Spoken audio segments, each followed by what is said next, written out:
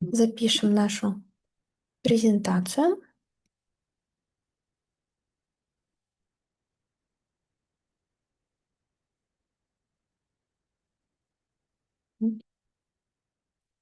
Приветствую всех на нашем прямом эфире. Посвящен он презентации мастер-класса блузки в технике ирландского кружева. Так, что-то не листается. Ага. А, С вами студия Delays. Это дом кружева, место, где традиции ручного кружева встречаются с высокой модой, а многолетний опыт с энергией нового поколения. Это семейный проект меня, Анжелики, и моей мамы Раисы Демидовой. Недавно мы провели выставку в Лондоне, и эту выставку даже посетили наши мастерицы, которые с нами уже не первый год у нас обучаются. Это, конечно, невероятно было приятно. Такое было ощущение, что границ у нашего творчества точно теперь нет. Наша миссия нашего проекта — это популяризировать вязание и вписать наш кружевной стиль в историю моды, а также объединить мастеров и дать им понятный алгоритм освоения этой сложной техники. Мы ведем достаточно много социальных сетей, чтобы оставаться с вами на связи. Пожалуйста, подписывайтесь на нас, поддерживайте комментарием, лайком, потому что этот проект, он вырос благодаря тем людям, которые на него обратили внимание и стали его поддерживать, в том числе и в социальных сетях, а в дальнейшем и при покупке любого нашего мастер-класса. И я надеюсь, что этот проект, он уже не только касаемо меня и моей мамы, этот проект, он объединяет большое количество мастеров, и хочется, чтобы как можно больше мастеров открыли в себе или развили в себе талант вязания в технике ирландского кружева. Направление, в котором мы работаем. Мы создаем изделия в технике ирландского кружева, и это то направление, с которого, в принципе, у нас начался наш путь. Мы стали вязать изделия на заказ, и в дальнейшем поняли, что нам нужна команда. Для этого мы стали создавать материалы обучающие сначала в оффлайн пространстве и даже проводили такие оффлайн мастер-классы в нашем родном городе Омске. И сама жизнь, так сказать, заставила нас выйти в онлайн, хотя мы этого не планировали. Из-за того, что все сели по домам с 1 апреля, мы подумали, почему бы нам не рискнуть, не попробовать, команда нужна. И 2 апреля мы вышли 2020 года в онлайн-пространство и начали создавать мастер-классы. По сей день мы этим и занимаемся. Также таким большим направлением для нас стало это создание манекенов, которые изначально мы создавали только для себя и для своей работы. В дальнейшем сами мастера попросили нас создавать для них тоже данные изделия, манекен-изделия, для того, чтобы облегчить им сборку изделий. Вот. И недавно мы получили международное признание благодаря нашему созданию этих манекенов. Раиса Демидова заняла 3 место на международном конкурсе итальянском конкурсе дизайнеров. Чтобы вы понимали, там было около 200 тысяч заявок, и Раиса Петровна заняла 3 место. Конечно, там есть категория, но для нас тоже это очень престижно, что такая М, большая компания, которая организовывает данный конкурс, нас заметила, отметила и признала как нашу значимость в истории, можно сказать, ремесла и в истории дизайна этого мира.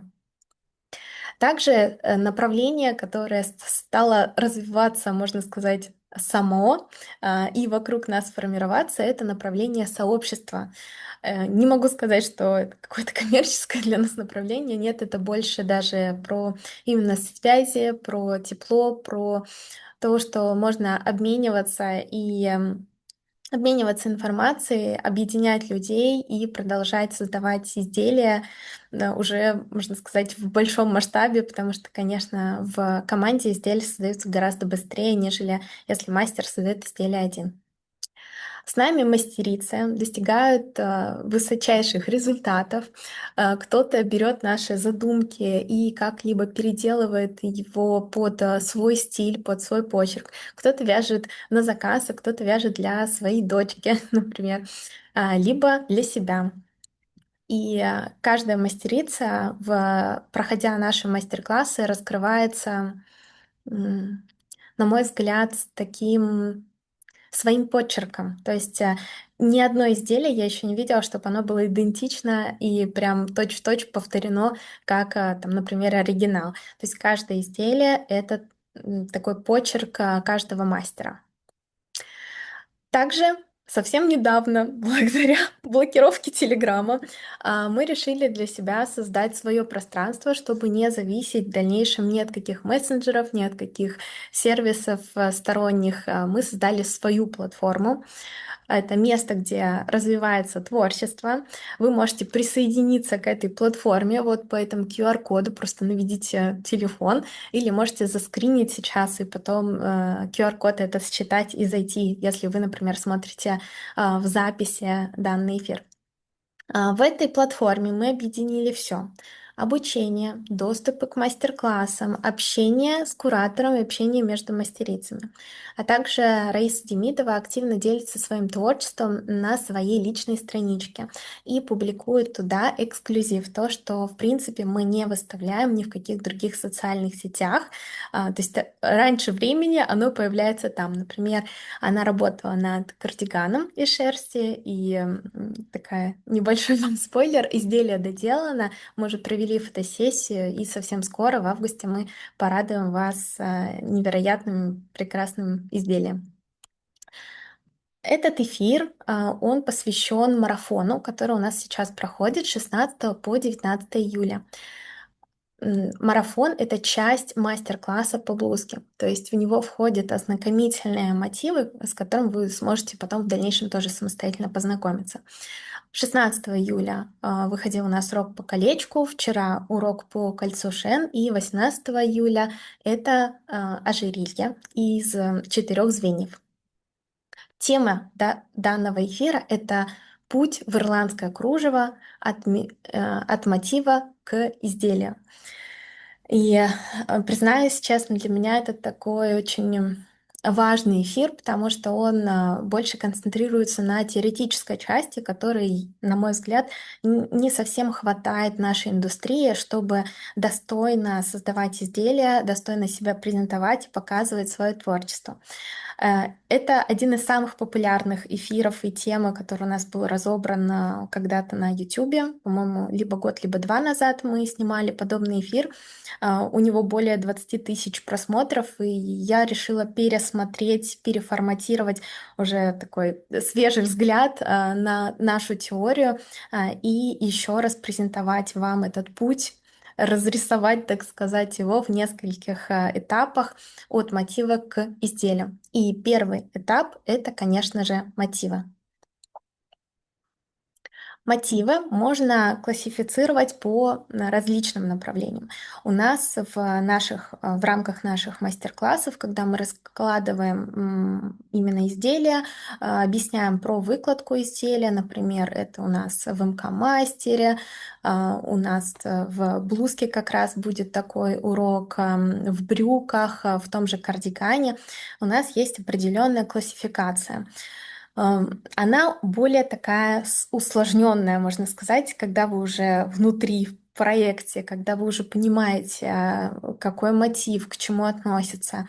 Сегодня мне бы хотелось вам немножко упростить эту систему и ввести классификацию, я думаю, всем понятную, и классификацию, которую можно разбить вне зависимости от того, обучаетесь вы у нас или у какого-либо другого мастера в этой технике. То есть, мне кажется, эта теория подойдет абсолютно всем.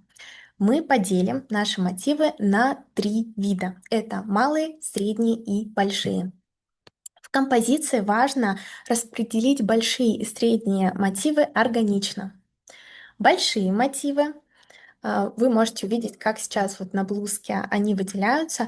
Мы не рекомендуем вам использовать их в центральной области изделия, потому что обычно центр наполняется какими-то такими либо средними мотивами, либо малыми, чтобы можно было разглядеть изделие.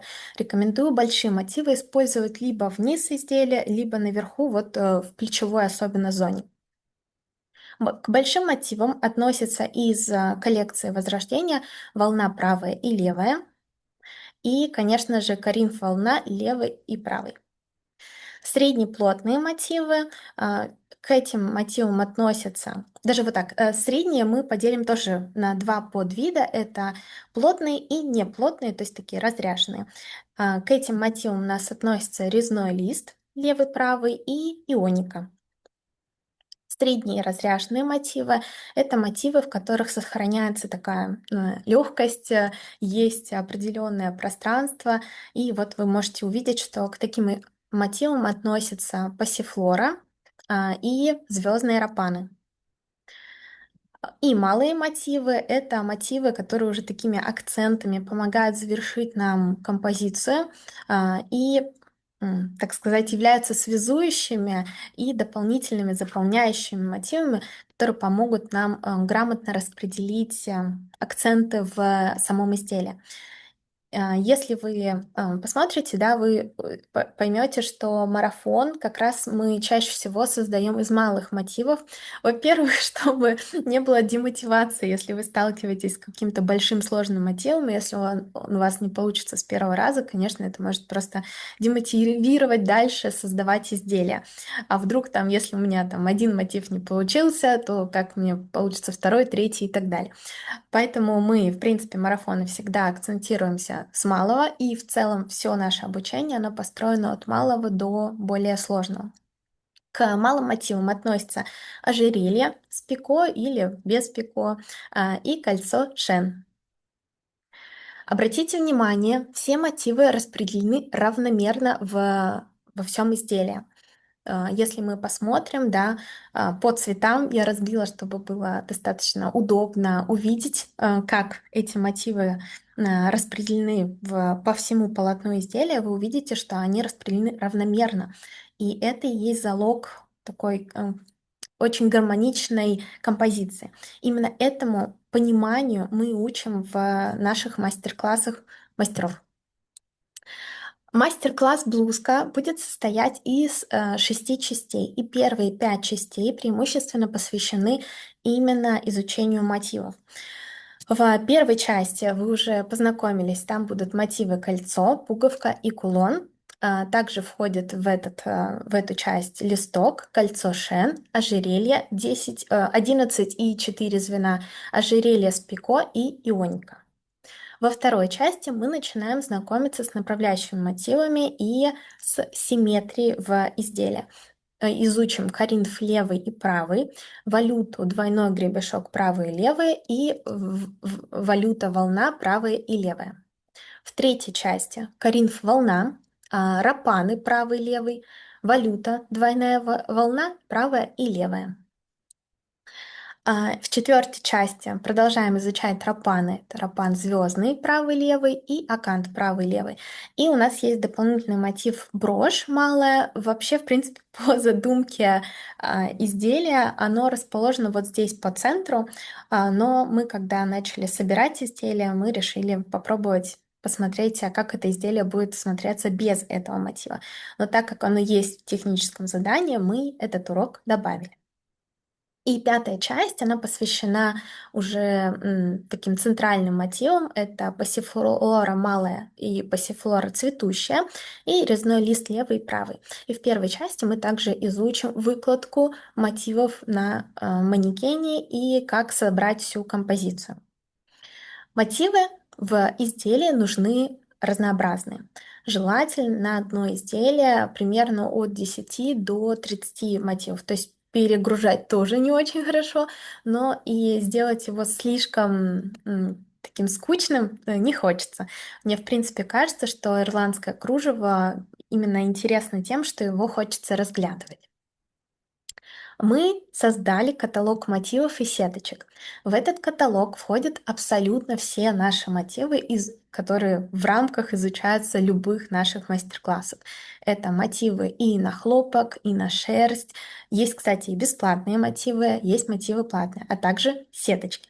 Поэтому если вы, например, не определились еще с каким-то большим мастер-классом и хотите только попробовать что-то небольшое, то можете пройти а, и в данный каталог и приобрести для себя определенный мотив, который вам пригляделся.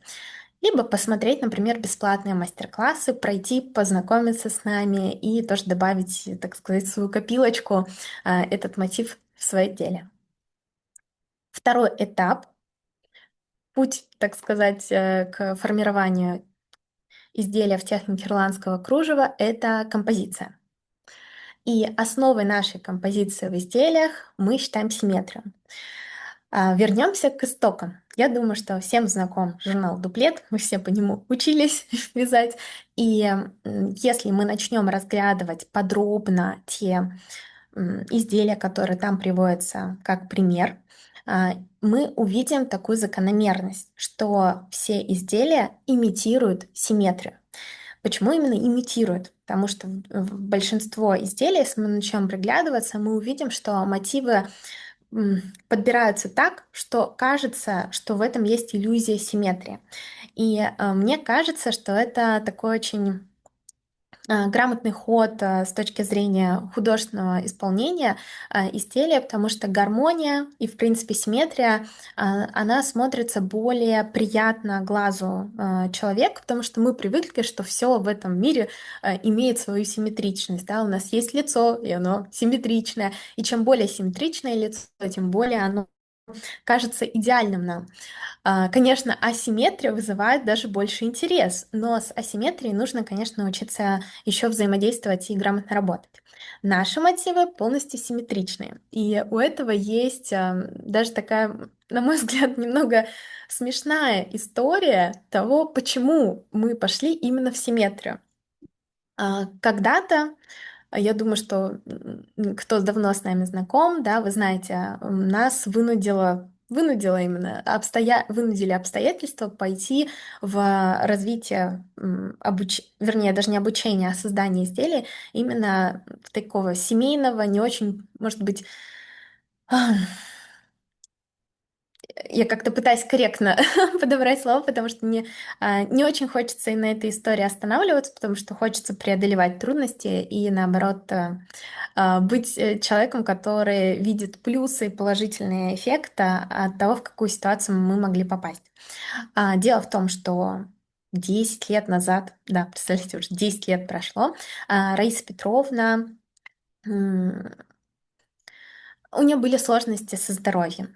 И для нас с ней ирландское кружево — это было такой момент сближения и поддержки. Я увидела, что она вяжет, и я предложила ей помочь это продвигать, в этом найти свое мастерство, себя обозначить как художника, потому что в целом у нее есть художественное образование, она архитектор. И мне кажется, как для любого творца хочется где-то реализоваться. Для нас именно это направление стало таким заветным. И к нам пришла клиентка, и она попросила связать платье красного цвета с золотыми вставками. Мы даже сделали ей одно подкладочное платье в красное, другое золотое. Платье действительно было шикарным. И загвоздка была в том, что мы никогда до этого не создавали платья, тем более в этой технике. Так как у меня тоже было художественное образование, я сказала, что я буду помогать своей маме. И я не понимала, как расположить асимметрию. То есть я знала, что мы будем все это вязать. Я потом уже попозже расскажу эти нюансы, что изделия вяжутся не лицевой стороной, а мы лицевую вниз переворачиваем. И чтобы упростить по факту себе, можно сказать, жизнь, я решила рисовать именно симметричные мотивы. Находила какие-то узоры в интернете, что-то от себя просто придумывала, и я на бумажке рисовала симметричные мотивы, например, завиточки. Приходила к Раисе и говорила: вот завтрашнему дню 10 таких. и 10 таких. То есть ей, можно сказать, пришлось придумывать на ходу именно эту симметрию. Хотя у меня концепция о том, что крючок вяжет в одну сторону, просто не было. Поэтому я не находилась вот в этой коробочке, и я мыслила вне каких-то четких правил того, как вяжет крючок. И поэтому мы вышли, можно сказать, из системы и создали что-то свое, и потом это все равно систематизировали. И я уверена, что через там, может, пару сотен лет найдутся мастера, которые тоже переработают наши материалы, которые мы сейчас активно документируем, и смогут как-то тоже принести что-то новое в это искусство. И мы остановились на симметрии. Композиция выглядит более классической, если изделия делаются в симметрии. Мы стараемся выстраивать композицию от центра, то есть поэтому в центре изделия всегда используем центральные мотивы. И вернемся к этому слайду. Все мы стремимся к гармонии. И сама симметрия, она создает и дает ощущение гармонии. Поэтому, да, тогда была имитация симметрии, но сейчас мир изменился, мы нашли, можно сказать, такие ключики для того, чтобы создать эту полную симметрию. И прекрасно, что Раиса Петровна дальше продолжает создавать что-то новое. И я часто нахожу комментарии в сети, кто еще не знаком с нашей, например, студией, комментарии о том, что вот я увидела у вас двойной завиток в МК-жакете, мы его использовали. Он действительно является классическим, а как же вы создали его ну, другую сторону, да, вот эту зеркальную. И, конечно, это забавно, потому что все думают, что это можно найти в дуплете, а там это найти невозможно, потому что там только в одну сторону этот завиток связан, и он немного другой, и мы его переработали и создали его зеркальную версию, так сказать.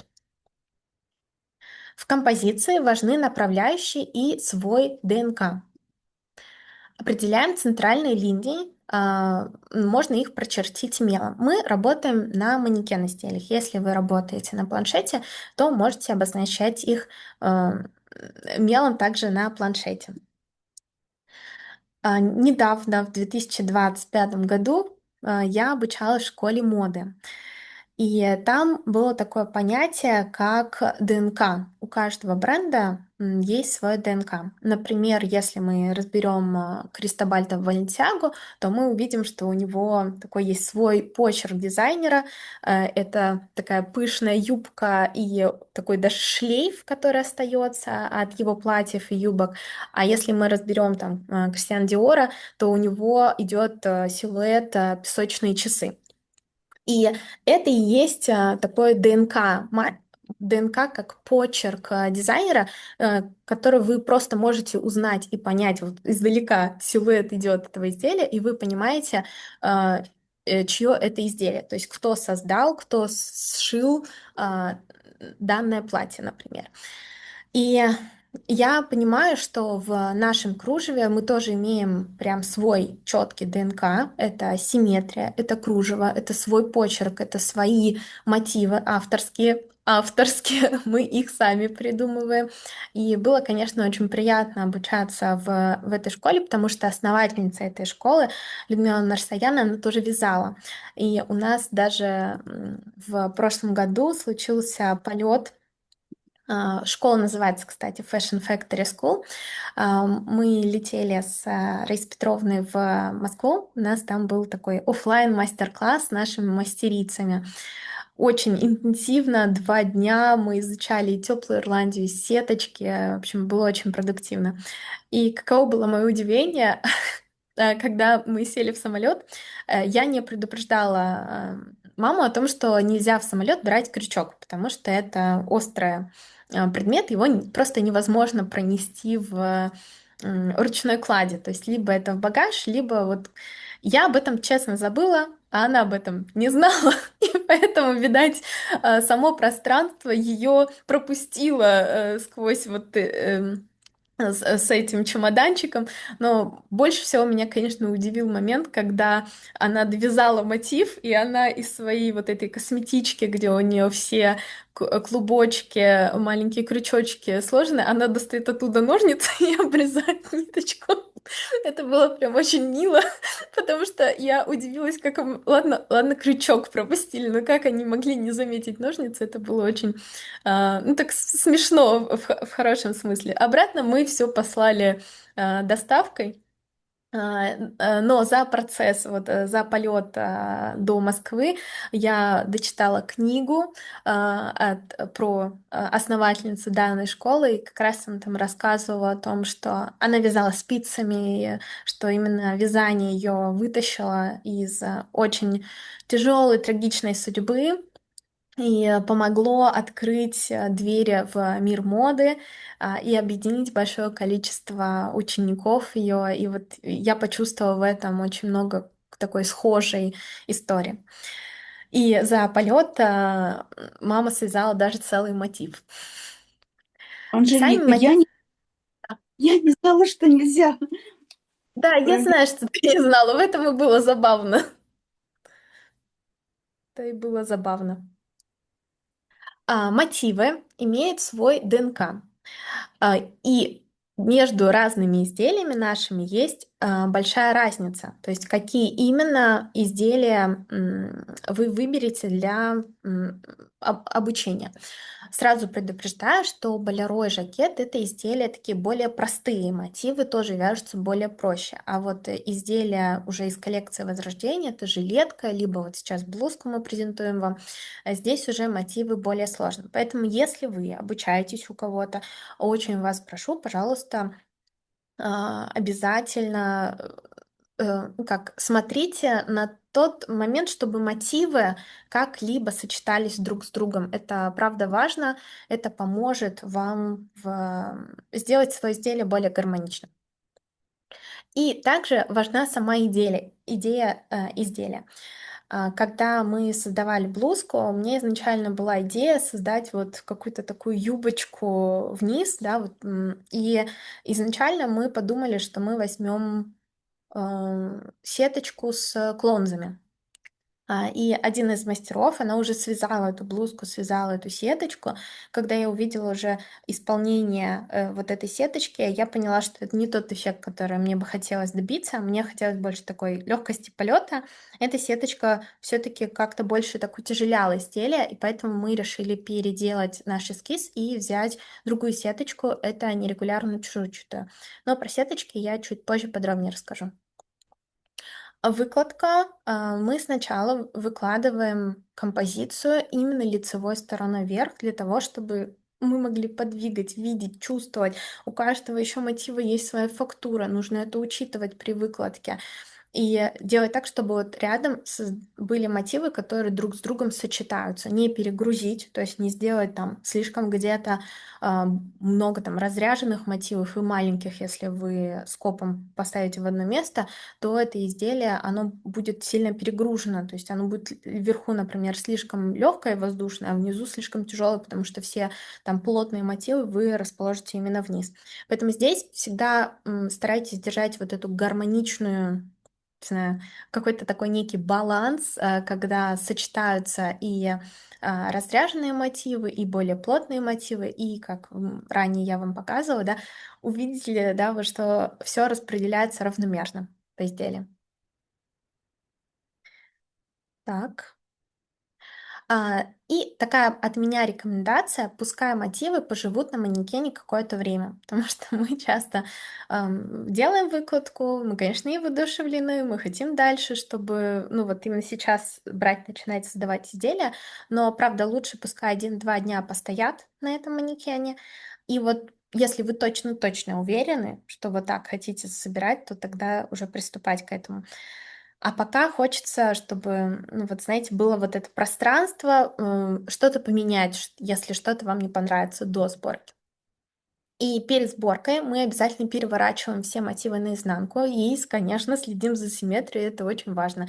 Я знаю, что мастера многие даже вот просто с линеечкой. Я и с линеечкой, и с ниточкой могу смотреть вот эту симметрию, выискивать, точно ли я верно все распределила. И изначально я фиксирую это небольшим количеством иголочек, то есть это там 2-3 иголки, а потом уже, если я точно уверена, что этот мотив правильно расположен, то я начинаю его прям фиксировать супер плотно. У меня, не знаю, по 50 иголок может на один мотив уйти. Цвет в изделии. Путь нашего главного мастера тоже начинался с цветных изделий. И я знаю, что в целом изделия в технике ирландского кружева очень часто в просторах интернета именно цветные. А, Мы также создавали изделия и в гжель-вариантах, и цветные, и различные просто вязания крючком, не только ирландское кружево. И об этом есть целый эфир. Вы можете посмотреть его в записи у нас и на Рутюбе, и на Ютубе. Есть запись данного эфира. Важна техника и натяжение нити, поэтому мы рекомендуем вам прежде всего акцентироваться на этом, то есть на своей технике, и чтобы вас не отвлекал цвет, использовать изделия в монохроме, потому что так вы сможете сосредоточиться, сосредоточить свое внимание именно на натяжении нити и на качестве мотивов, нежели на композиционно, потому что цвет все-таки это сложно, особенно для начинающих мастеров. Какой цвет мы рекомендуем вам для монохрома выбрать? Выбирайте свой любимый цвет. Вот я много смотрю изделий мастеров, и я понимаю, что особенно когда мастер выбрал свой любимый цвет, руки так и тянутся дальше вязать, и как-то вязание охотнее проходит. Единственное, что, пожалуйста, учитывайте, если вы вяжете черными ниточками, то тут очень нужно хорошее освещение. А если вы вяжете очень такими яркими цветными ниточками, то тоже, пожалуйста, берегите свои глазки.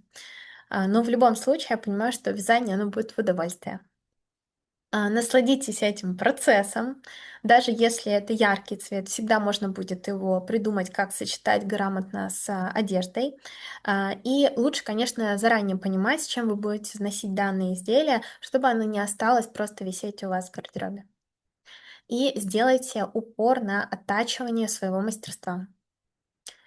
Какой цвет все же, если там не свой любимый, мы рекомендуем взять для монохрома? Это классические цвета. Это белый, черный, бежевый и коричневый. Но с черным, повторюсь, тут лучше аккуратней. И беспроигрышный вариант это, конечно же, белый и бежевый. У нас мастера вот чаще всего выбирали именно такие цвета. Также можно сочетать различные, ну вот как делать такой акцент на глубине создания изделия, то есть, например, сеточку одного цвета, а мотивы другого. У нас есть такие мастера, которые использовали данную технику, да, вот, например, здесь мотивы, они более светлые, сеточка более темненькая выглядит. Такое, мне кажется, воздушность у этих мотивов появляется. Также я видела, как мастера, например, распечатывают эскизы, которые мы заранее, конечно же, всем выдаем для мастеров, и некоторые вот так разрисовывают, чтобы понимать, как лучше, где вплести какую-то ниточку, чтобы изделие оказалось интересным. В рамках изучения мастер-класса блузки будет добавлено видео по теории цвета и теории композиции. Основаны эти видео на знаниях Иоханнеса Итона, на его книгах. И если вы еще не знаете, кто это, я очень рекомендую вам ознакомиться с данными лекциями, потому что это, можно сказать, основоположник дизайна в мире. Итоги. Важна, в принципе, сама задумка и идея изделия. Использовать мотивы лучше из одной коллекции. Выкладку мы делаем лицевой стороной, но сборку мы переворачиваем мотивы наизнанку. Можно работать с цветом в ирландском кружеве, но аккуратнее. Если вы новичок, начните лучше с монохрома. Третий этап на пути к созданию изделия в технике ирландского кружева – это, конечно же, сеточки. И сеточки бывают разные. Сеточки мы делим на три вида. Это основные, корректирующие и декоративные. Основные сеточки, это сеточки, которые используем мы для большей части полотна. То есть ам, заполняем все полотно практически одной и той же сеточки. И чаще всего эта сеточка нерегулярная, либо тунисская, либо какие-либо в принципе, помеси этих двух сеточек. То есть можно нерегулярную с тунисской связать, можно сделать двойную сеточку, например, тунисскую, а сверху нерегулярную. Можно как-то их комбинировать и делать, например, тунисскую с такими дырочками, нерегулярные в эти дырочки ввязывать. В общем, там фантазии полет. Чаще всего во всех наших изделиях есть нерегулярная сеточка. И также мы всегда используем именно вот этот классический вариант, нерегулярную сеточку. И почему-то именно эта сеточка пугает большинство мастеров. Хотя на самом деле она не такая страшная, как может показаться вам на первый взгляд. На наших мастер-классах мы максимально раскрываем эту сеточку. Особенно в мастер-классе «Новичок» у нас посвящено целых 6 часов нерегулярной сеточке. Ам, Тут, знаете, главное понять этот алгоритм, и потом просто будет уже с пониманием этим эта сеточка у вас будет как песня литься. Примеры мастеров, которые ранее не вязали, боялись, сомневались, но перешли, можно сказать, переступили этот свой страх и создали изделие и вязали эту самую нерегулярную сеточку. И повторюсь, она не такая страшная, как может показаться на первый взгляд, и все возможно, абсолютно все. Корректирующие сеточки. Одни из моих вот самых любимых. Э, Такие сеточки очень хорошо подчеркивают мотивы в ирландском кружеве, а также они подходят для коррекции фигуры. Например, на МК блузке, да, вы можете увидеть именно этот эффект того, что у нас появляется такая баска внизу и как такая небольшая юбочка. А, Не передать все равно камере те ощущения, которые вызывают эти изделия вживую, когда ты их видишь. Данная сеточка может использоваться как добавочно, так и самостоятельно. То есть из этой сеточки можно вязать полностью самостоятельные изделия. Виды это чешуйчатые, регулярные и нерегулярные. Мы эту сеточку использовали в болеро, в жакете, именно регулярную сеточку. Использовали ее на примере и по бокам изделия, и на рукавах. В блузке МК мы использовали эту сеточку как баску, да, внизу изделия, и также в дальнейшем хотим добавить еще рукава. Например, Алена Лупу, мастер, которая связала свое болеро за 9 месяцев, и то ли не хватило именно ниточки на мотивы, то ли что, вот я помню, что там была какая-то такая история, что это была в какой-то степени вынужденная мера, чтобы закончить изделие, но по факту получилось восхитительно. Посмотрите, Алена, она провязала, получается, целый рукав, да, вот именно вот этой регулярной сеточкой, и так как эта сеточка уже использована в самом изделии по бокам вот здесь, получается, что выглядит это изделие достаточно гармонично. Вот. Декоративные сеточки мы используем для красоты и декорирования небольших участков изделия. Визуально они более тяжелые, чем основные и корректирующие, поэтому работать с ними нужно аккуратнее. Виды сеточек это нерегулярные, регулярные с узелками, нерегулярная, регулярная с клонзами и нерегулярная и регулярная с трехмодульными клонзами и многие другие. В Болеро мы как раз использовали именно регулярную сеточку с трехмодульными клоунзами. В жакете мы также ее использовали на спинке. И, например, у нас еще есть такая сеточка декоративная, которую можно отнести к этому виду, это нерегулярная с шишечками. Примеры мастеров, которые связали эту сеточку. Имейте в виду, что ее все-таки лучше расставлять как акцент в изделии, потому что эта сеточка, она достаточно много привлекает к себе внимание. Небольшая подборка тоже кружевниц, которые связали свои изделия. Кто-то вообще впервые связал. Вот, например, Екатерина за 10 месяцев освоила технику ирландского кружева с нуля. Евгения под Новый год тоже связала свой жакет. И данные мастера, можно сказать, подарили себе время для творчества. Также напоминаю, что у нас в каталоге есть и каталог сеточек, то есть вы можете приобрести каждую сеточку по отдельности, если какая-либо вам приглянулась. Сколько сеточек можно использовать в одном изделии? Изделия в технике ирландского кружева привлекают внимание своей изящностью и легкостью. И нам важно эту легкость с вами сохранить. Поэтому мы рекомендуем использовать в одном изделии максимум 3-4 вида сеточек. В качестве шпаргалки мы для вас подготовили следующее. Такую. Можно это заскринить, можно это заснять, можно запомнить этот просто прямой эфир и потом к нему возвращаться. Одну-две мы используем основные, например, нерегулярную туниску, одну корректирующую, да, например, чешуйчатую, и одну декоративную. Одну основную, одну корректирующую, одну-две декоративные, одну-две основных и одну корректирующую. Вот у нас получается в блузке мы использовали одну основную, даже две основные, это у нас тунисская нерегулярная, одну корректирующую и декоративную мы даже не использовали, потому что само изделие уже выглядит достаточно полноценным и без декоративных изделий. Давайте подведем итоги по третьему этапу. Декоративная сеточка визуально очень тяжелая, поэтому используем максимум два вида в изделии и соблюдаем баланс. Корректирующие сеточки рекомендуем использовать, даже если вам не нужно ничего, так сказать, прятать. Корректирующая сеточка, как и дополнительные мотивы, делает акцент в изделии и выигрышно смотрится на любой фигуре. В МК Блузка Венеция мы используем три вида сеточек. Это нерегулярную, тунисскую и нерегулярную чешуйчатую. Тунисская сеточка, вы можете ее увидеть вот здесь. Мы сделали именно ее в областях груди, да, чтобы сделать здесь более плотную посадку мотивов и было просто комфортнее модели. А также мы добавили эту сеточку вот здесь.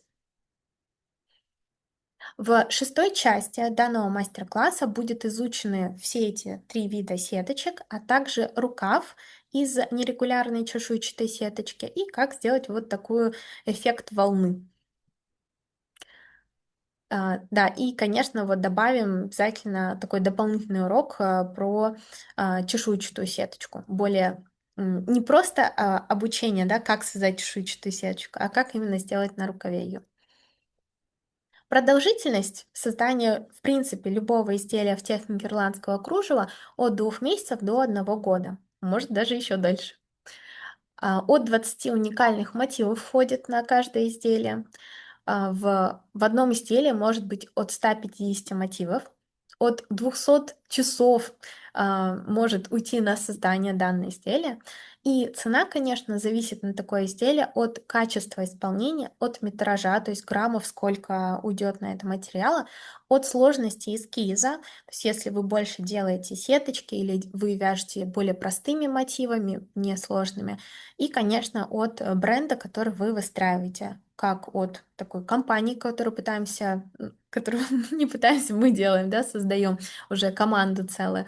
Либо, например, это будет личный заказ, да, то есть вы как автор. Но вы должны тогда иметь в виду, что вам нужно действительно создавать авторские мотивы и авторские раскладки. Если вы будете использовать какие-либо уже наработки других мастеров, то, пожалуйста, указывайте о том, что, например, использованы вот такие мотивы автора такого-то, если вы обучались у данного мастера. Мне кажется, это как минимум корректно и с таким уважением к учителю, у которого вы взяли эти знания. Можно начать с небольших изделий. Например, раньше вот мы создавали подобные воротнички. И мастер-класс «Новичок», он как раз про то, как создать такое небольшое изделие, как воротничок. Во время эфира мы разобрали сегодня 3 шага к созданию полноценного изделия. Разобрали правила композиции, выкладку и симметрию. Поговорили с вами про цвет. Познакомились с разными видами сеточек, увидели, как они могут украсить и разнообразить ваше изделие. И сейчас мне бы хотелось вам презентовать наш новый мастер-класс МК Блузка Венеция.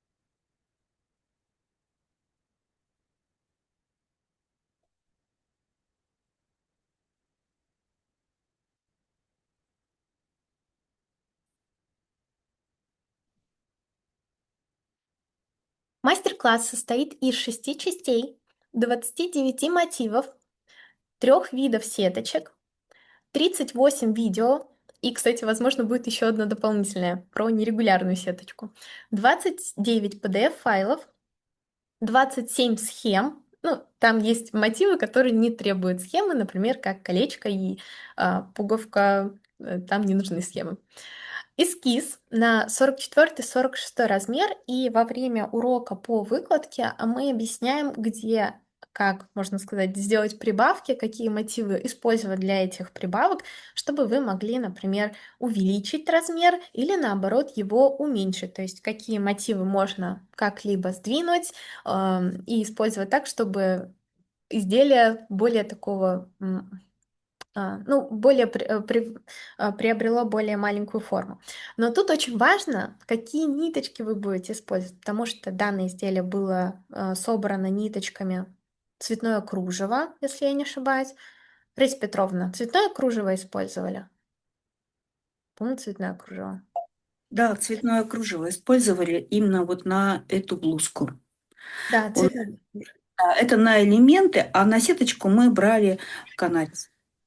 Мгм. Вот, и получается, что если вы возьмете, например, мотивы там сеточку поменьше, да, то и мотивы, соответственно, будут меньше.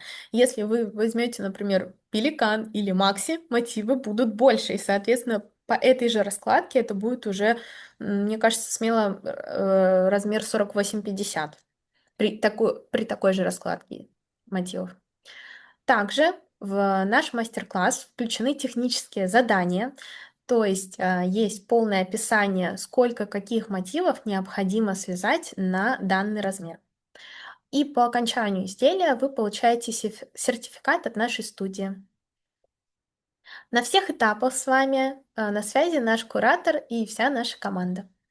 Какие есть тарифы у данного мастер-класса? Тарифы мы указали на нашем сайте МК Блузка, и после этого прямого эфира этот сайт будет доступен, можно будет зайти, изучить полностью программу данного мастер-класса. Традиционно у нас есть 3 формата. Первый формат — это ознакомительный, когда вы проходите вводную часть, как на этом марафоне. Второй формат — это оплата по частям, и третий формат — это оплата полностью всего мастер-класса сразу. За одну часть получается стоимость 6590 рублей. Примерно в одну часть входит 5-6 уроков. Суммарно, да, мы берем эту сумму, умножаем на 6 частей, так как у нас 6 частей данного мастер-класса можно за 6 месяцев, например, оплатить, и сумма будет всего мастер-класса 39 540 рублей. Для тех, кто оплачивает МК полностью, предоставляется скидка в 10%. То есть уже здесь оплата будет 35 586 рублей.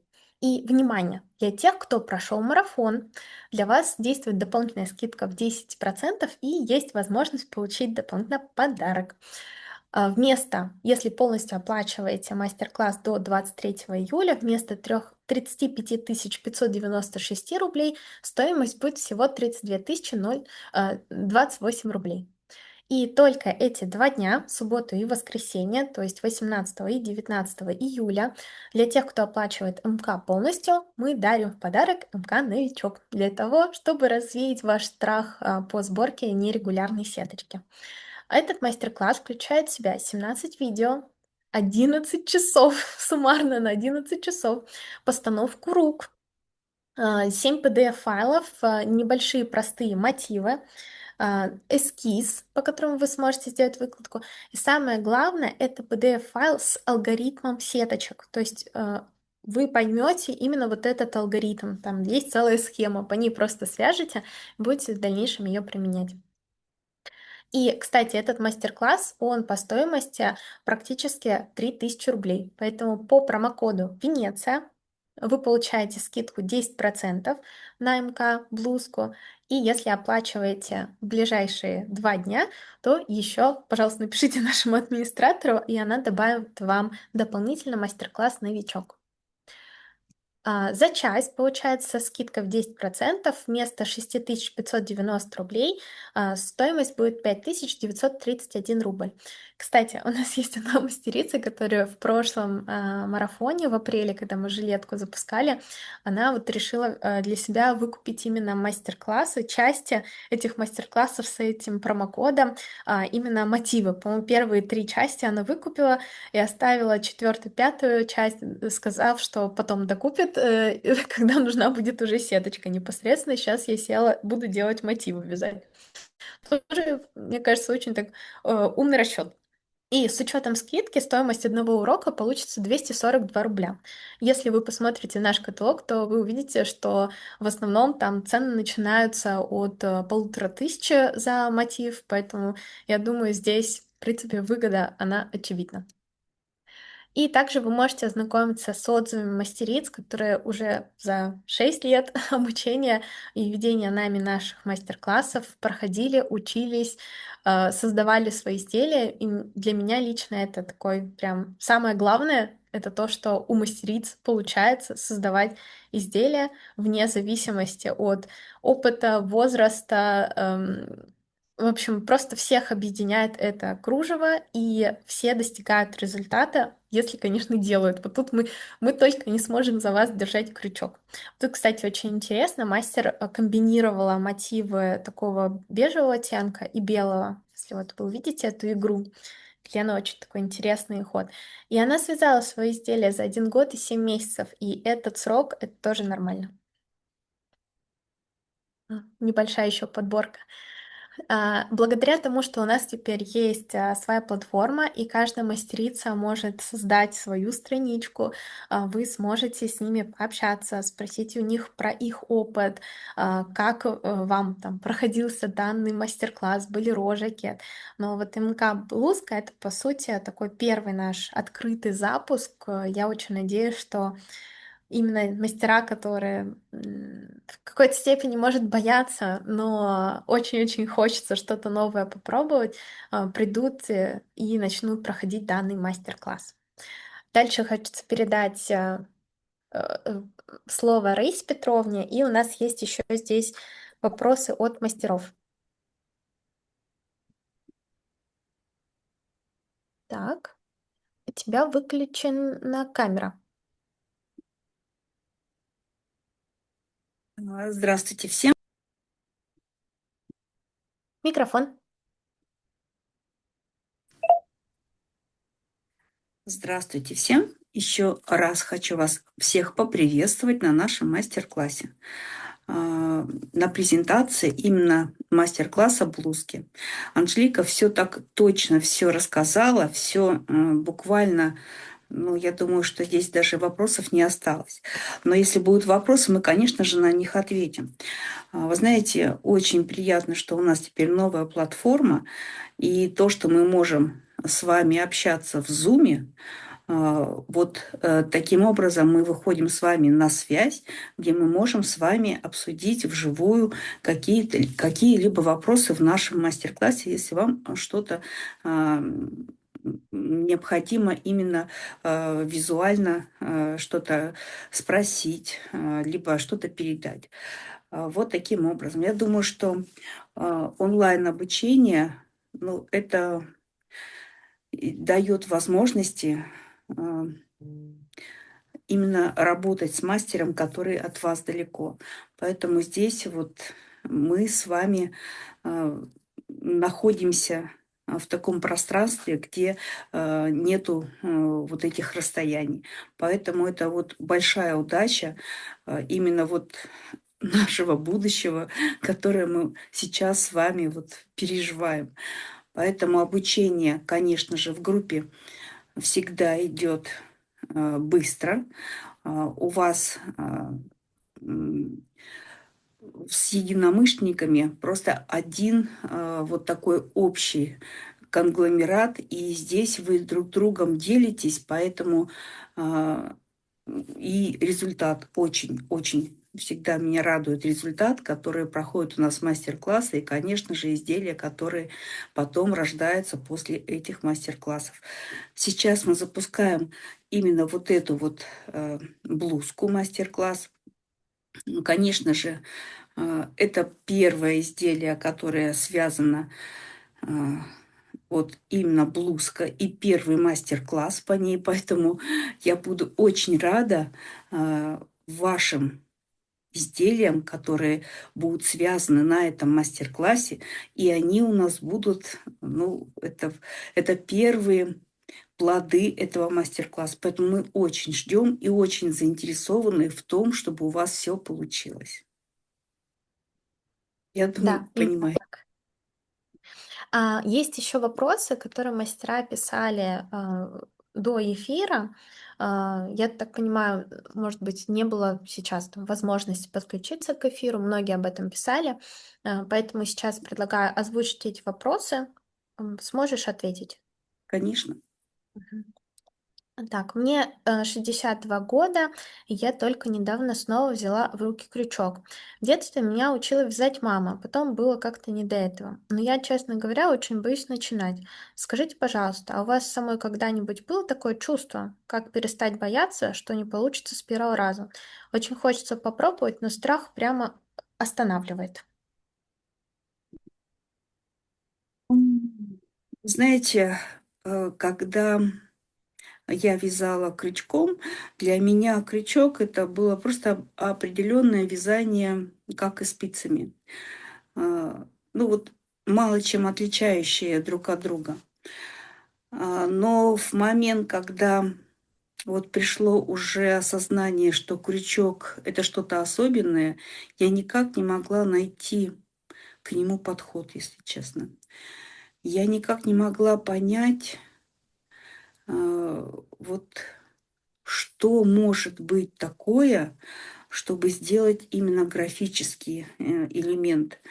А сейчас, конечно же, эти все вопросы ушли, и я очень рада с вами поделиться своим опытом, потому что вязание элементов это именно в ирландском кружеве, если мы будем делать эту технику с вами, дает возможность абсолютно другого взгляда на вязание крючком. То есть даже если у вас нет опыта вязания крючком, вот, например, у меня он был, и мне очень трудно было его убрать для того, чтобы заменить именно другими знаниями. Именно другими знаниями в вязании элементов для ирландского кружева. Поэтому у кого нет опыта именно работы с крючком, это наоборот плюс. Я так считаю. Потому что вы быстрее заполните вот эти вот недостающие знания в вязании крючком. Потому что здесь особенное вязание, здесь особенное держание крючка. У нас есть вот эти уроки постановки рук. Например, у меня уже невозможно сломать, поэтому мне иногда очень трудно вязать элементы без вот этой постановки рук. То есть здесь уже идет только опыт, вот этот большой опыт, который дает возможность сделать хорошо. А если у вас вот все еще свободно, то есть здесь вот эти вот первые шаги очень быстро дадут вам возможность ну, вот достичь больших результатов. Поэтому никогда вот, не поздно начинать учиться, это точно.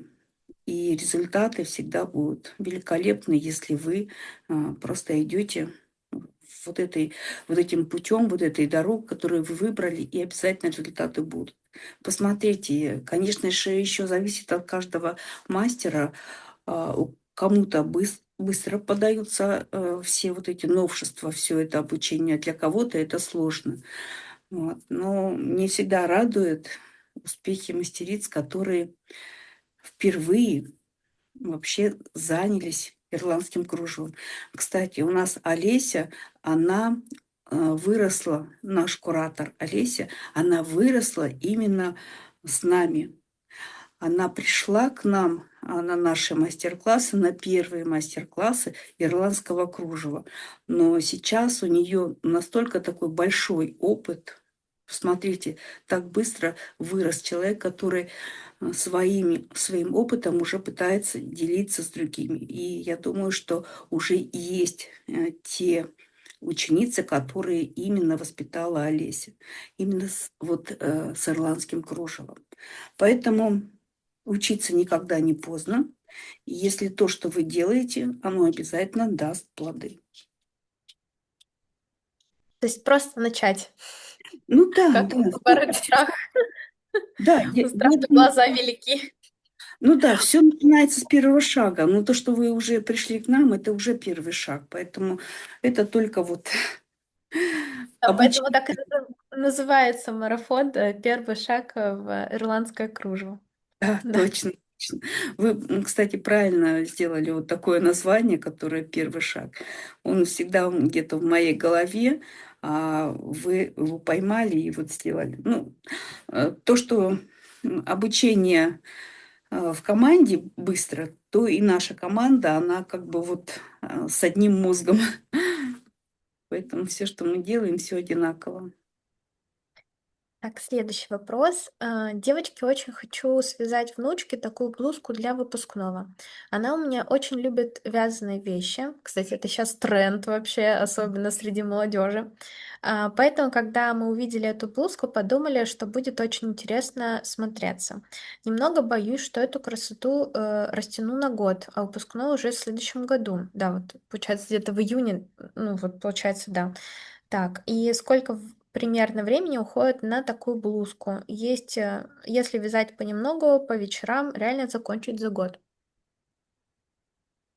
Ну, я хочу сказать, что я думаю, что точно закончите за год, потому что все равно, если ваша, внучка, все равно она стройная молодая девушка, поэтому здесь не очень большой будет размер, это точно, и поэтому не очень много будет элементов. Самое главное — это элементы, вот эти вот элементы, которые, вы будете вязать на этом мастер-классе.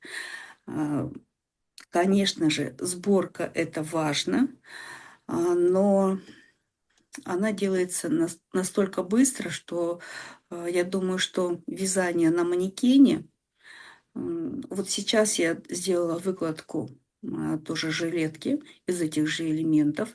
Эти элементы мне помогали вязать наши мастерицы. И я думаю, что это где-то, ну вот, неделька, либо, ну вот, 1,5 недели будет сборка для меня.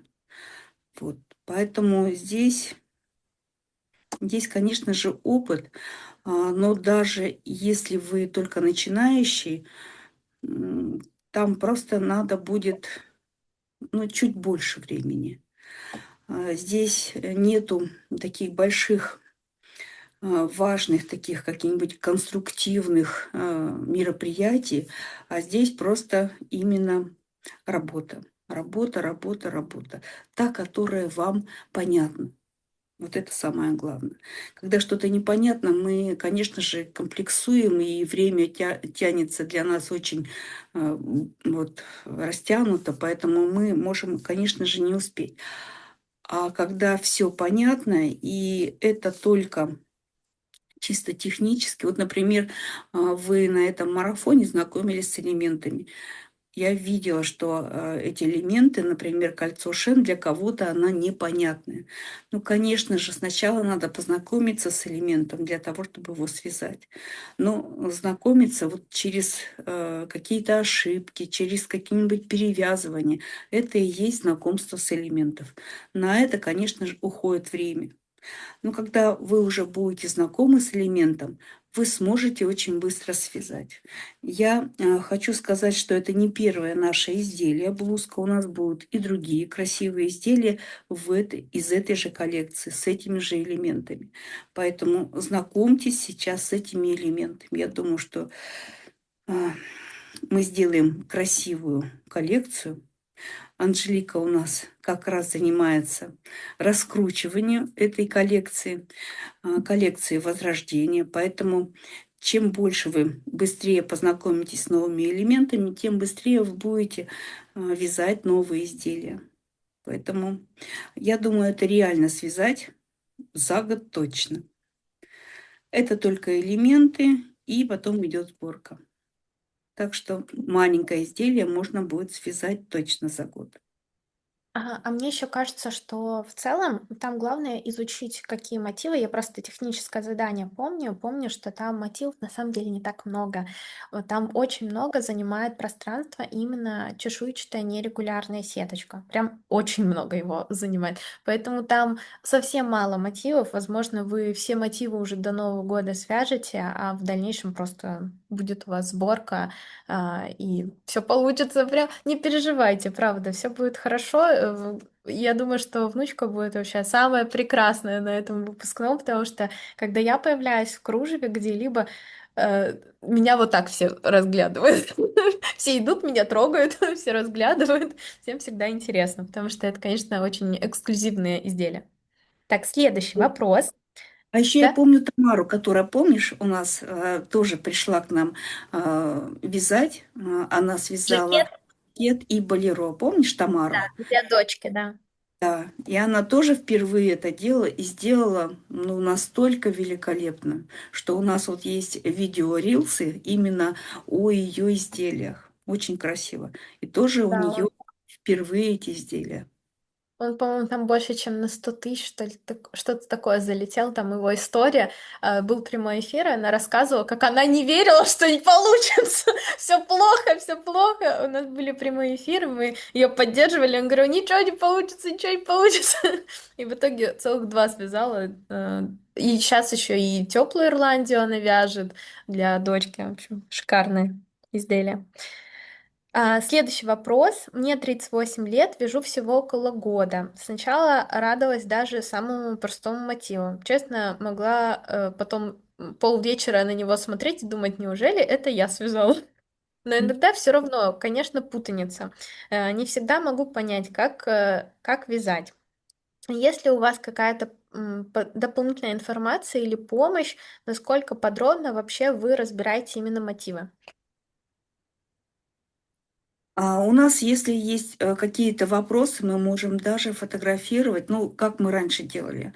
Если незнакомые элементы, видео даже не помогло, в каком моменте, непонятно. Можно сделать скрин, можно сделать фотографию, поместить с вопросом. Мы тоже также можем сделать фотографию, либо, конечно же, это можно встретиться в зуме, где можно уже здесь показать. Здесь показать, как вяжется. Вот таким Да. образом. А Это еще у нас, помимо видеоуроков, по мотивам, у нас также PDF-файлы, где описан каждый шаг, то есть каждый ряд вязания, и еще есть схемы. И, конечно, ну вот если вы еще по схемам не очень хорошо понимаете, потому что схемы там достаточно объемные, то можно как минимум PDF-файл просто себе скачать, даже на телефон где-то сохранить, и без связи, без сети, ну, можно в любой момент к нему вернуться и довязать мотив. Ну, а мы раньше делали, мы просто фотографировали и писали каждый шаг. Вот каждый шаг, Мгм. где непонятно. Вот в каком... Это же не просто весь элемент непонятен, а именно в каком-то моменте, в элементе вам непонятно, что надо делать дальше, либо где там поворачивается, либо что-то. И вот этот момент можно, конечно, зафиксировать, сфотографировать и с этим вопросом выйти уже к куратору. Мгм. Так, следующий вопрос. Я очень люблю ирландское кружево, навязываю очень много разных мотивов, но никак не могу расположить их в одну картину. С этим большие проблемы. Скажите, у вас тут есть какая-то дополнительная помощь во время МК или какой-то расклад? Хотелось бы узнать.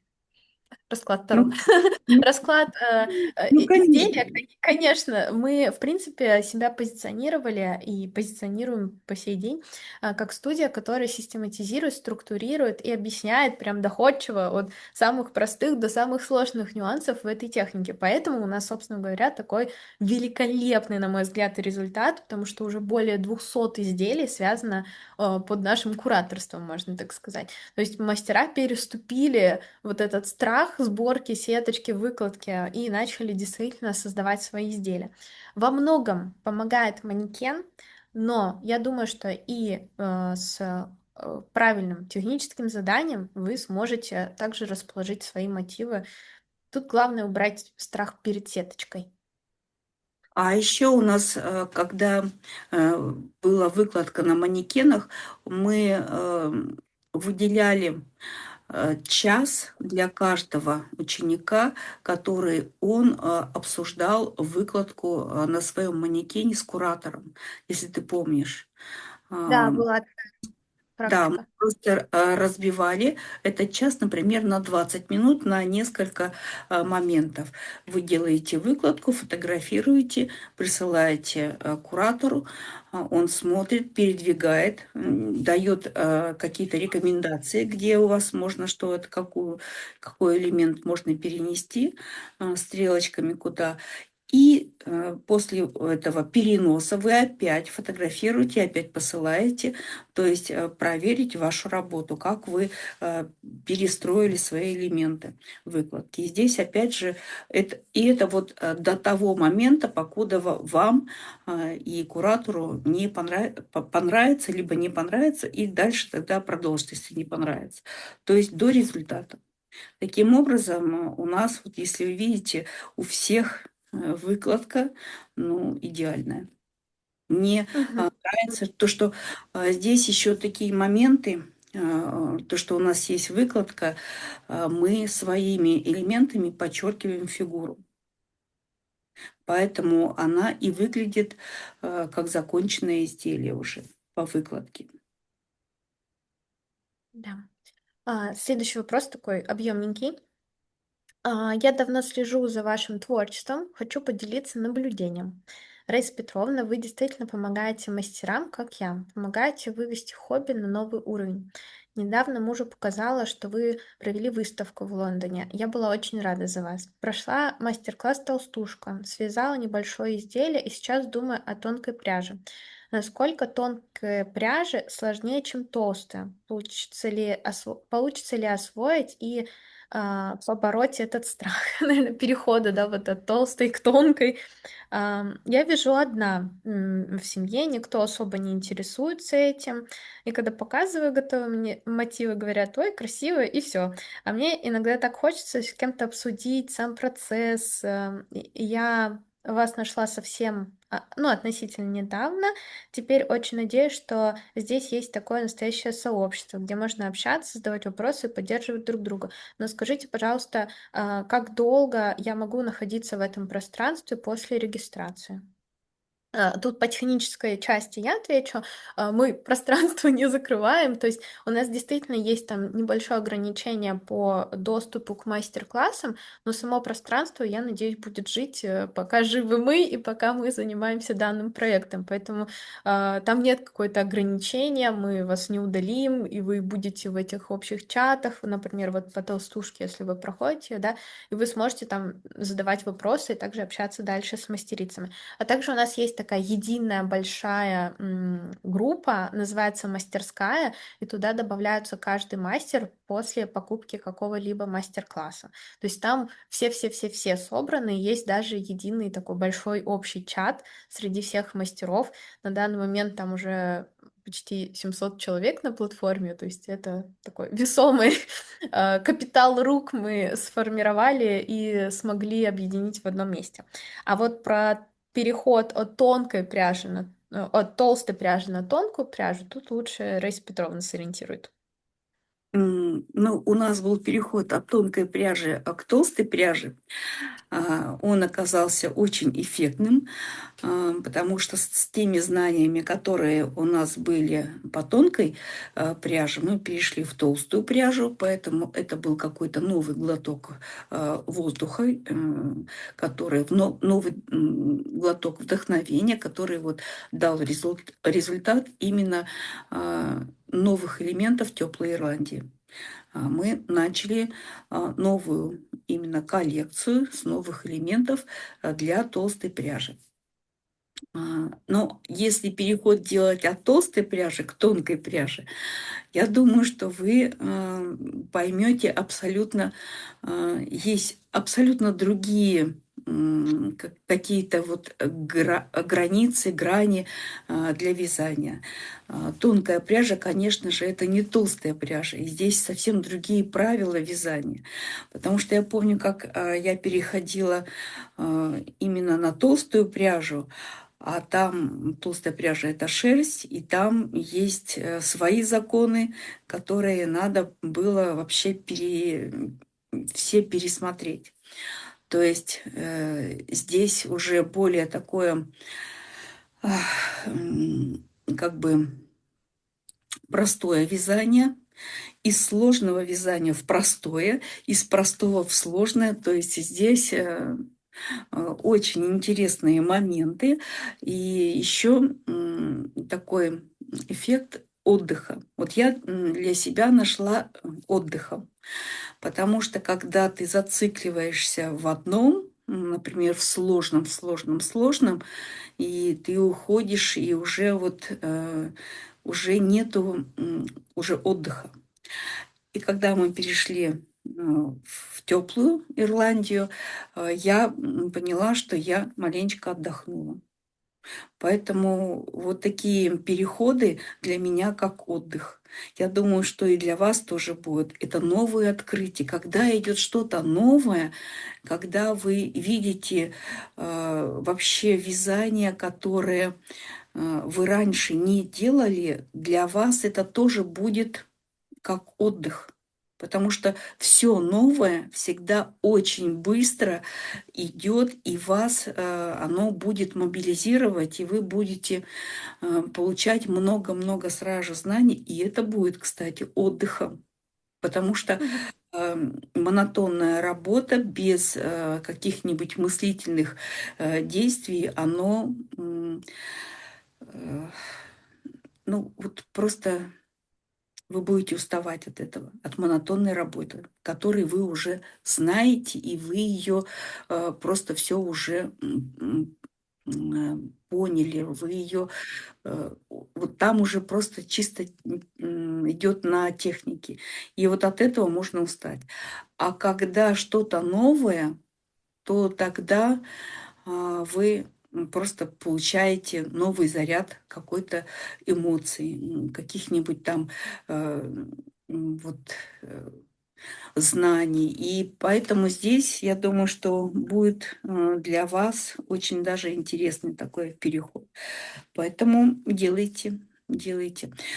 Не знаю, вот для меня крючок тонкий и толстый – это как два вида искусств. Это абсолютно разные, и здесь же то, что одинаково, это то, что крючок название. Поэтому здесь можно будет отдохнуть именно в том, что разные моменты в вязании. Поэтому попробуйте, вам будет интересно. Ну, а мы готовы услышать вашу историю. Следующий вопрос. Я не всегда понимаю, когда ошибаюсь. Иногда могу связать несколько рядов, посмотреть и подумать, ну все вроде правильно, а потом оказывается, что ошибка еще в самом начале. И вот страшно представить, что я закончу обучение, начну вязать сама, а потом обнаружу ошибку уже через несколько дней. Что тогда делать? Все распускать, оставлять как есть? А вдруг я вообще не пойму, где ошиблась? Подскажите, пожалуйста, можно ли обратиться к мастеру за обратной связью уже после окончания мастер-класса, например, показать готовую работу или задать вопрос, если что-то не получается. А еще хотелось узнать, сколько длится сам мастер-класс. Так, по технической части. Сам мастер-класс у нас обычно одна часть приравнивается к 1 месяцу обучения. То есть этот мастер-класс по длительности считается как 6 месяцев. Да? Но мы прекрасно понимаем, что особенно для новичков в этой технике 6 месяцев это достаточно маленький срок, и вы можете не успеть просто изучить все тонкости, нюансы. И повторюсь, вот предыдущий вопрос был достаточно схожий с этим. Мы не закрываем доступ к платформе. То есть доступ к обучению, он, да, действительно ограничен в силу сервиса, потому что нам этот сервис надо оплачивать каждый там месяц, и поэтому, может быть, там через какое-то время мы какую-то символическую сумму внесем, да, ну, напишем, например, сейчас вот вы приобретаете мастер-класс, и у вас доступ длится 5 лет. Я думаю, за 5 лет вы точно свяжете. Но вдруг, если там через 5 лет вы захотите, чтобы доступ у вас дальше продолжался, то мы какую-то небольшую символическую оплату с вас попросим, чтобы просто этот сервис оплачивать, потому что для нас это достаточно затратно будет. А так, за 5 лет я уверена, что вы сможете. С технической точки зрения доступ к материалу 5 лет, с точки зрения обучения в плане как процесса разговоров с куратором и поддержка, в любом случае я даже вижу, что вот чаты в ТГ, они вроде как не работают, да, потому что Telegram заблокирован, но я вижу, что мастера все равно там переписываются друг другу, поддерживают, помогают, отвечают на какие-то вопросы.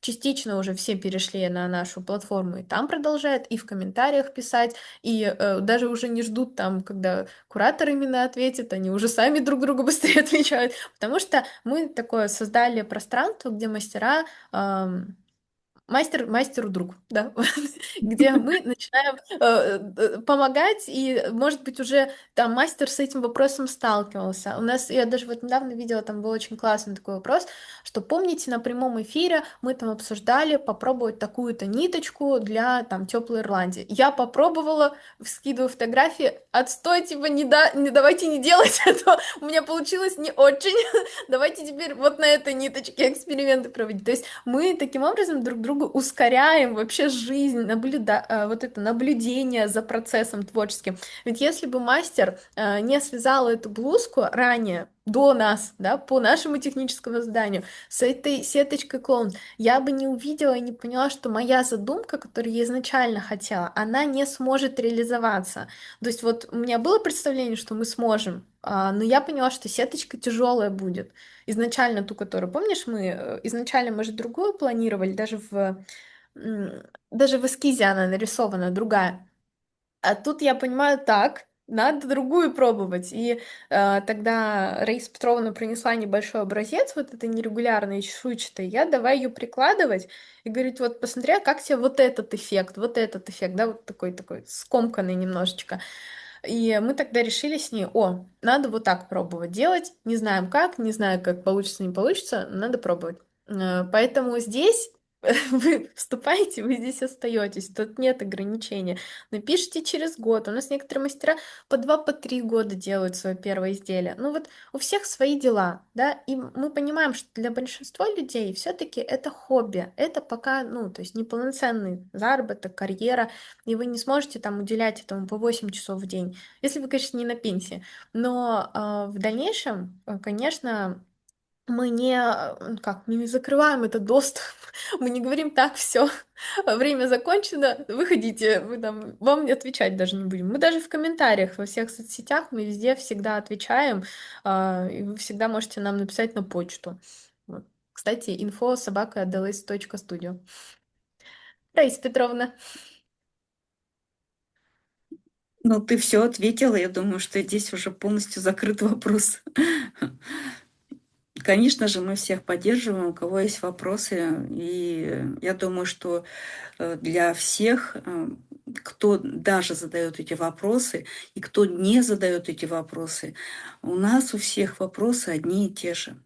Поэтому, отвечая на один вопрос от кого-либо, кто написал, те, кто не смогли задать этот вопрос, они все равно читают этот ответ. То есть это не только для одного мы отвечаем, но это для тех, у кого просто этот вопрос не написан, а просто был в голове.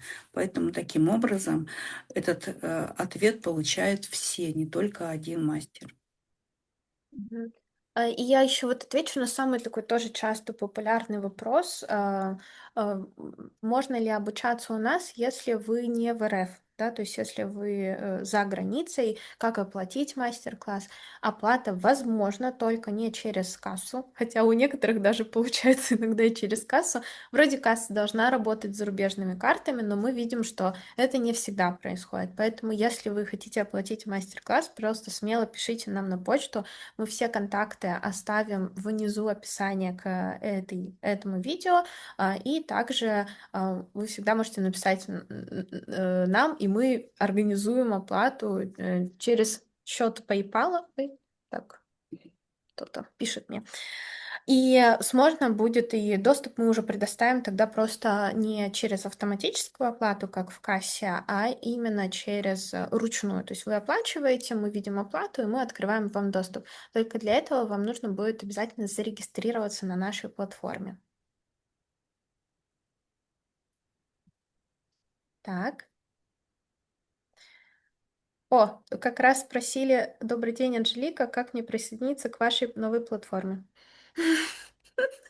Всеми способами мастера найдут, как с нами связаться. Видать, ТГ не работает, пишут смски. Прекрасно.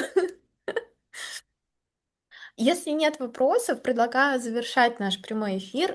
Тезисно хочется повторить. Во-первых, по запуску, долгожданному запуску мастер-класса блузки действует сейчас промокод Венеция на 10% скидку на данный мастер-класс.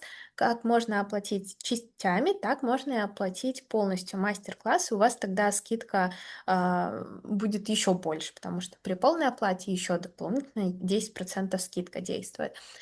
И также, если вы приобретаете мастер-класс сегодня, 18 июля, и завтра, 19 июля, мы вам вручную добавляем мастер-класс «Новичок». Только обязательно после оплаты напишите нашему администратору либо на почту, либо в самой платформе, либо вот где-нибудь в комментариях напишите, что я оплатила, добавьте мне МК «Новичок». Мы вам его обязательно добавим, чтобы вы изучали и не боялись вязать эту нерегулярную сеточку, потому что обычно вот именно она такой камень преткновения, и мастера переживают, что именно ее не смогут исполнить. На самом деле, правда, не все так страшно, и все возможно, особенно если есть грамотный учитель, есть алгоритм, и есть вот все схемы пошаговой такой, по которым вы просто идете, выполняя, и у вас появляется понимание и знание того, как это делать. Слова напутствия. Ну, добрый путь, да, грызть, да, гранит науки. Ну, я вообще хочу сказать, что вязание крючком, именно сборка, это очень быстро, очень красиво и очень легко. Дело в том, что для нас это придумала ирландское кружево, мастерица, которая из Ирландии, какого века, я уже не помню, вам сейчас не скажу. У нас есть уроки истории, но вот эту вот технику придумал просто талантливый мастер, который дает нам возможности сейчас обучаться этому искусству быстро, великолепно. И вот ну, просто это всегда будет современно. Вязание иглой — это как венецианское кружево, которое было очень трудоемкое. А, И благодаря вот таким новшествам, крючку, сборкой крючком, у нас сейчас процветает именно вот в нашем веке именно вот это вот искусство, которое ну, пережило очень многое и остается современным всегда. Поэтому надо этому учиться. Всегда на таланте других мастериц. Поэтому ждем вас на это обучение. Так что А я добрый. еще хочу добавить, что если вы связали 3 мотива и пришлете их до понедельника, не включительно, получается, до субботы и воскресенья, в процессе момента, когда длится марафон, то есть до конца 19 июля, пришлете все в чаты, в комментариях, напишите нашему администратору, она добавит вам четвертый мотив в подарок из нашего каталога. И Еще хочется по секрету вам сказать о том, что мастер-класс «Блузка» — это необычное изделие в целом, и совсем скоро оно будет представлено на международной арене, так сказать. Совсем скоро, 24 июля, мы участвуем в показе мод в Сеуле, это Корея. И нам очень, конечно, волнительно и приятно, что у нас появилась такая возможность, поэтому до 23 числа мы в работе, мы включены, мы еще общаемся, потом мы немножко выключимся, потому что хочется максимально быть там, максимально впитывать все, что там происходит. Обязательно буду снимать все на видео, чтобы мы потом могли смонтировать, вам рассказать. И если вам будет интересно об этом мероприятии, в целом про выставку в Лондоне послушать, то дайте нам знать в комментариях ниже, мы обязательно сделаем об этом эфир, если будет много желающих. Вот. Всем спасибо большое, что пришли. Всем приятного творчества. Пожалуйста, берегите себя и до встречи. Счастливо.